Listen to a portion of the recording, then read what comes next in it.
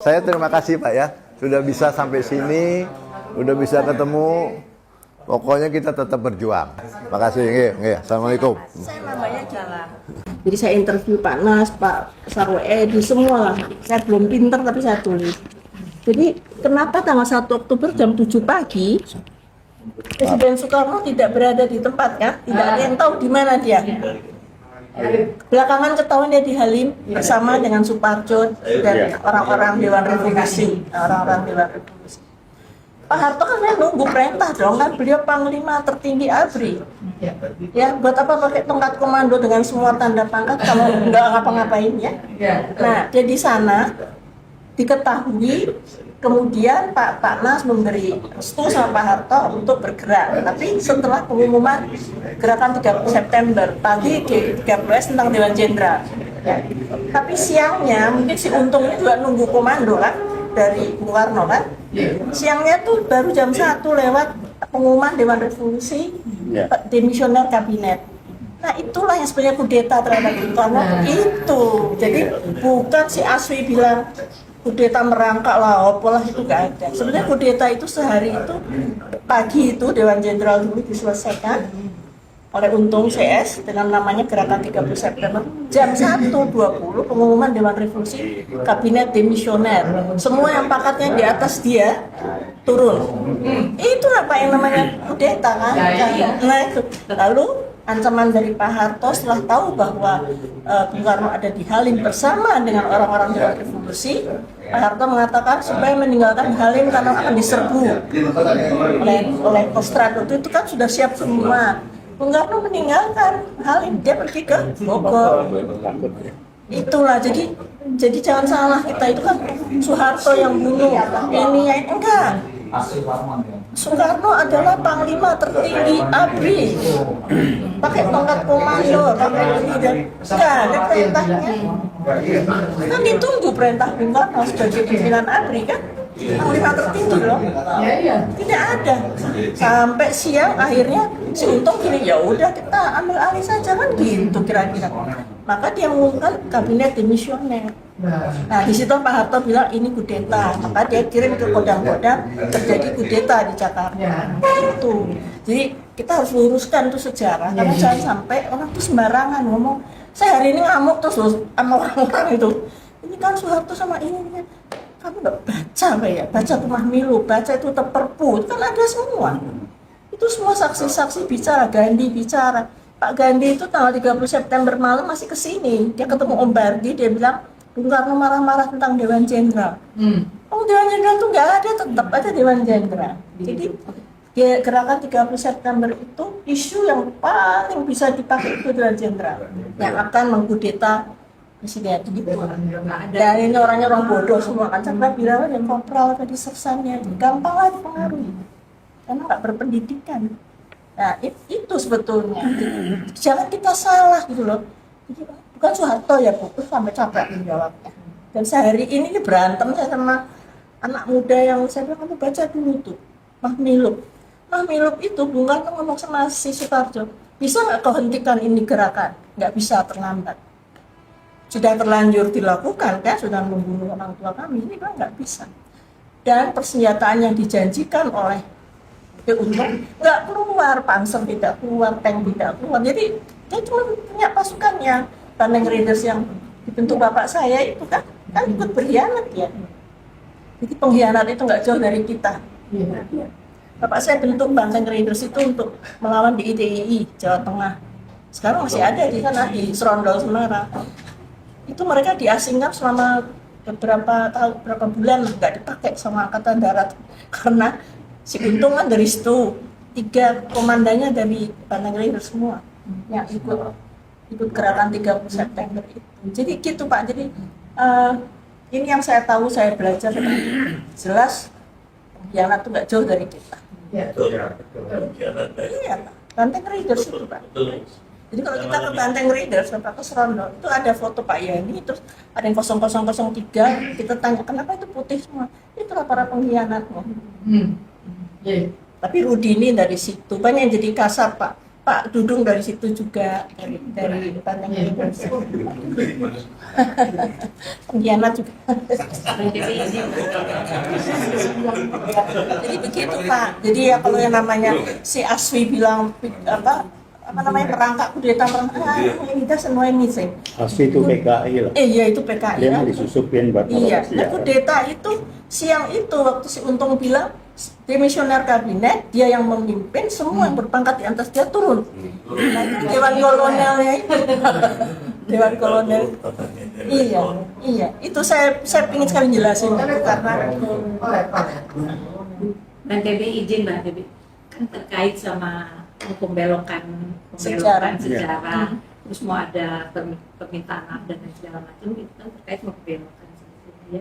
Kita bikin yuk kebetulan saksi-saksi masih pada hidup yang memang bisa menceritakan langsung. Buku memang sudah banyak, tetapi kalau kita bikinnya dalam bentuk video, saya udah bikin Mbak, dan 6-7 video. Mau saya jadiin satu nanti, itu mau saya kasihin ke Angkatan Darat, saya kasihkan ke semua universitas, dan supaya mereka belajar inilah sejarah yang benar. Jadi saya mulai dengan catatan bapak saya dulu.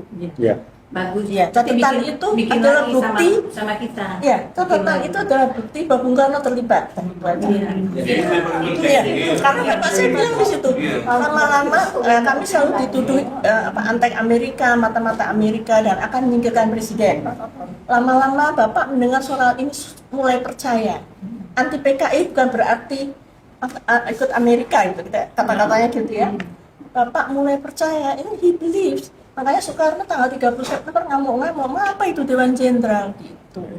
Karena Bung Karno disusupi PKI dengan perempuan. Jadi otaknya udah nggak wajar gitu loh. Ya kayak Sambo lah itu, ngamuk gitu kan. Ya, jadi itu kita harus lihat dari situ, dari segi itu ya, karena ternyata second thing ya, karena Dewan Jenderal terus itu kan beneran gitu kan. Mau menyingkirkan presiden, Bapak mulai percaya. Nah, kata-kata itu aja itu saya garis bawahi. Artinya presiden mulai percaya bahwa rakyat ini akan menyingkirkan Bung Karno. Kenapa sih manggil pagi-pagi bilang Bung Karno udah bangun jam 5 pagi di Wisma Yaso? Jadi berarti dia nunggu berita kan? Iya. Dia tunggu berita. Udah tahu sebelumnya. Tahu. Karena Dewi kan ngomong sendiri. Iya. Dewi kan ngomong. Iya, Dewi sudah ngomong kan? Saya akan, Dewi kan bilang nanti saya balik dari sini ke sungai saya lari. Nah, kok udah tahu Ibu? Oh gitu dia. Jadi semua tuh akhirnya keluar dengan sendirinya. Keluar dari mulutnya mereka masing-masing. Nggak bisa kesini. Dulu Bu Dewi tuh Soekarno yang cantik tuh tiap hari kesini. Setelah bapak saya nggak ada, tanya, adik-adik saya ya, yuk. Cantik memang, pakai biwik putih. Saya tanya sama ibu, Bu, ada apa sih Bu kok tiap hari kesini? Boh, kata ibu saya gitu. Tapi lama-lama ibu saya bilang, Bung Karno nawarin ibu saya Departemen Sarinah. Terus ibu nggak mau. Department Store Sarinah tuh kan dari pampasan perang Jepang gitu kan. Itu Bung Karno nawarin ke ibu saya karena mungkin Bung Karno merasa ikut bersalah, anaknya 8, anaknya 8, ibunya kan masih kecil-kecil gitu. Tapi ibu saya lagi sebel, jadi ibu saya nggak mau. Tuh. Begitu loh ceritanya. Jadi kepergian ayah saya terus tanggal 6 Oktober, tanggal 5 dikubur. Orang pada gini, Bung Karno hadir kok tanggal 5? Tidak, saya bilang tidak ada. Bung Karno itu setahun kemudian baru nangis di kuburan bapak saya. Nangisnya itu sampai gitu. Sampai katanya Pak Harto bilang, sudah Pak cukup, malu kamu dilihatin orang. Dia nangis terseduh-seduh gitu. Mungkin Salah. Iyalah, kehilangan ininya udah gak ada artinya kan. Begitu surat perintah 11 Maret dia serahkan, habis lah. Nah itu berarti ini cerita sama saya, masuk kamar nangis Bung Karno di situ. Kehabisan, ini nggak ada artinya semua pangkat yang ada di pundak itu. Itu loh Bu, itu loh Pak. Jadi kalau kita mau tahu sejarah itu memang luar biasa ya. Bung Karno itu presiden seumur hidup, panglima tertinggi ABRI, penyambung lidah rakyat. Mau ada. Nah, itu semua tidak ada artinya. Udah habis. Nangis, tinggal nangis. Dia nangis di kuburan bapak saya itu katanya. Ada yang cerita sama saya terseduh-seduh sampai suaranya kedengeran, gitu kan. Nasi sudah jadi bubur. Dia mendengarkan PKI dan satu hal lagi. Aidit pergi sampai ngumpet sampai di mana? Boyolali apa di mana? Ngumpet di belakang lemari, ya kan? Tangkap, terus dibunuh, dimasukin sumur. Terus yang dilindungi cuma satu sama Bung Karno. Siapa coba? Omar Dhani.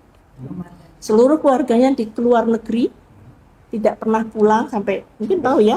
Nah, pergi. Aidit dibunuh, dia diem. Si Untung lari ke Brebes 10 hari itu, tangkap juga si Suparjo setahun lari sana lari sini. Padahal tadinya lengket banget tuh. Ini semua orang-orangnya suka. Yang dilindungi cuma satu, Omar Dhani. Tapi Pak terakhir dijemput sama Pak Neklani di Kamboja. Itu si Peri Omar Dhani cerita sama saya bahwa datanglah Pak Neklani yang CPM ya, yang menjadi adhan di Amerika itu. Dijemput, bawa pulang, seluruh keluarga pulang ke Jakarta. Pak Omar Dhani langsung ke Nirbaya apa kemana itu, penjara. Yang keluarga pulang. Bisa dibayangin kayak apa itu? Jadi artinya Mas Peri juga ngaku sama saya, Mas Giarto anaknya Pak Parjo juga minta maaf. Jadi sebelum Pak Parjo sebelum ditembak mati, 2 jam sebelumnya keluarga ketemu. Setelah itu ditembak mati, ada fotonya saya lihat waktu itu. Tapi Pak, jenazah tidak boleh dibawa pulang. Jadi dikubur di hutan, kata si Mas Gi, di Subang sana di hutan, itu ada kayak semen aja gitu, tidak ada nama. Disitulah para pengkhianat dikubur.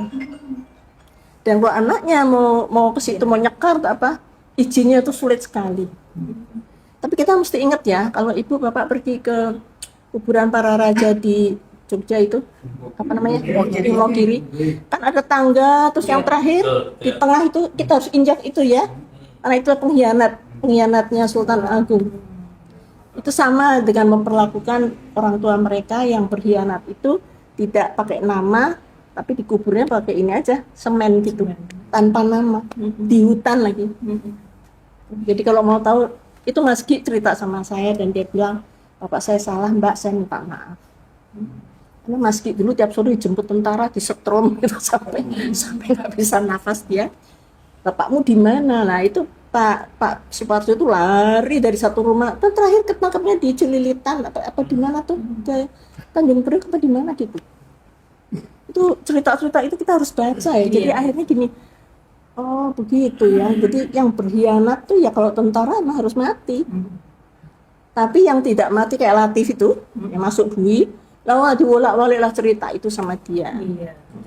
Padahal saya sama Mbak Ruli ketemu Pak Harto dulu, kita semua, Pak, Bapak bener nggak sih ketemu Latif di rumah sakit Angkatan Darat? Oh iya, saya lihat dia. Tapi saya nggak ngomong karena anak saya sedang kena air panas si Tommy. Tapi orang lain bilang, oh saya ketemu, saya lapor, gitu kan? Saya lapor untuk kejadian tanggalnya, nggak ada itu.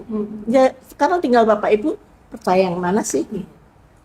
Tapi siapa yang mengambil tindakan tanggal 1 Oktober pagi? Pak Harto menyelesaikan ini. Kalau enggak Mbak, pertaruhan itu dia juga tahu pertaruhan nyawa juga. Bayangin loh Bung Karno memerintahkan perang di hari gitu ya. Peranglah kita, tapi memang Jakarta dalam keadaan perang hari itu. 2 tahun ya kita curfew itu jam malam. Iya, dulu. Kan Bapak tahu ya, jam malam hampir 2 tahun ya. Jam 6 sore jam 6 pagi. Dapat surat tugas dari Pak Sanip dulu, batalion 328 Puncak. Kujang ya. Untuk menangkap Suparjo. Tapi nggak ketemu kan Pak, sampai setahun dia lari. Markas kita di KPI. Batalion 328. Ya, jadi maksud saya jadi maksud saya sampaikan ini supaya Bapak Ibu juga tahu setelah peristiwa itu apa. Tanggal 6 Oktober Bung Karno pidato bahwa it's an ocean rainbow ocean in the ocean. Jadi riak-riak kecil dalam revolusi. Ya, saya juga gini loh, kok ngomongnya gitu. Bukannya dia berduka ya. Pak Yani nggak ada, baru dimakamkan tanggal 5 Oktober, tanggal 6 katanya wartawan dia ketawa-ketawa. That's it. Finish, beliau juga selesai. Dan sakit sekali jatuhnya. Jatuhnya Bung Karno itu sangat sakit. Nah, jadi kalau sekarang ini ada PKI baru atau apa, itu ngumpulnya memang di PDIP semua. Ya, itu ngumpulnya memang di situ. Mari kita selesaikan. Ya, memang di situ. Jadi dubes. Jadi dubesnya Pak. Ya kira-kira 200 lah di DPR ini mereka. Ya, tapi si Ciptaning kan bilang 20 juta. Dia bilang ada 20 juta. Kita berusaha memang tuh yang Mas Untung dari cerita untuk rekonsiliasi nggak bisa. Karena begitu ngumpul, masuklah ini unsur lain, lalu si Aidit, si Ilham di kosok marah, akhirnya berantem aja. Iya, nggak bisa. Nah, kalau sampai Jokowi ngeluarin apa tadi? Kepres. Ya kita turunkan lagi ya. Iya kan? Kita lawan, Pak. Kita usahakan deh. Lebih bagus ini cepat kita jemput, kita bubarkan. Jadi betul Itu. Kepresnya. Kita suruh memaafkan. Dia pemerintah minta maaf. Ya memang ya Pak ya, orang mau kudeta nih saya tanya, paling yang mendesain 5 orang ya, Aidit, Sudisman, siapa? Noto, siapa lagi tuh? Paling 5 ya, Politbiro ya. Politbiro CCP kayak paling 5 orang. Dia nggak mungkin woro-woro 3 juta. Kita mau ini loh, kan nggak mungkin. Nah sekarang ini pengikutnya yang seabrak-abrak ini kan menuntut sebenarnya hanya minta ini. Iya, untuk balik partainya. Itu. Enak benar. Bolak balik kok nyalakan Orde Baru. Iya, padahal Karena yang dukung PKI kan udah.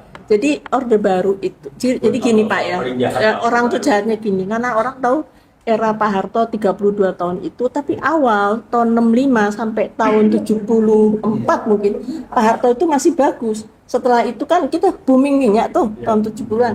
Nah anak-anaknya mulai gede, ini kroni, yang rumuni itu kroni. Jadi sebetulnya Pak Harto tuh nggak ikut campur. Saya pernah nanya kok sama Pak Hendro Priyono, Pak kalau saya bikin surat ke Pak Harto, itu suratnya kemana? Kalau yang dari rakyat itu langsung ke meja Pak Harto Cendana, kalau yang dari konglomerat itu ke Murdiono, itu yang saya tahu. Saya dimarahin Pak Hendro, lain kali kalau kamu bikin surat kasih saya dulu. Saya emang sengaja ngetes gitu. Saya kan di desa waktu itu ya. Ternyata surat saya itu sampai di mejanya beliau, tapi surat dari konglomerat itu ke Pak Murdiono, Pak. Nah, Pak Harto itu kesalahannya satu, kroni itu. Ketika beliau lengser, nggak ada satupun di situ orang. Karena apa? Lari semua buat duit. Iya Pak, iya. Nah anak-anaknya sekarang dituntut suruh ngembaliin kan sama negara. Si Tommy, Mbak Tutut semua. Tapi Pak Harto itu bersih memang. Karena yang jahat itu kroni namanya. Kalau sekarang kan apa namanya oligarki. Nah, kalau dulu kroni. Sekarang lebih parah sekarang. Iya, sekarang sudah masuk sampai ke lini yang paling bawah ya. Sekarang nggak usah jauh-jauh. Lukas NMB main judi triliunan. Masa KPK mau nangkep dia takut ditembak OPM. Lawak banget. Ya kan? Ibu dari anak kecil katanya. Lucu kan?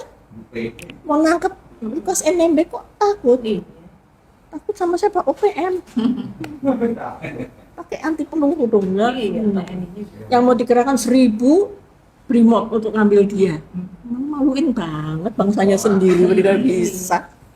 Kalau bapak saya dulu prinsipnya satu, kalau ada negara dalam negara harus ditumpas, di ITI ditumpas, PRRI ditumpas, ya kan? Gitu. Itu prinsip tentara. Jadi sipil ya kayak Pak siapa sih Jokowi yang nggak tahu kayak gitu.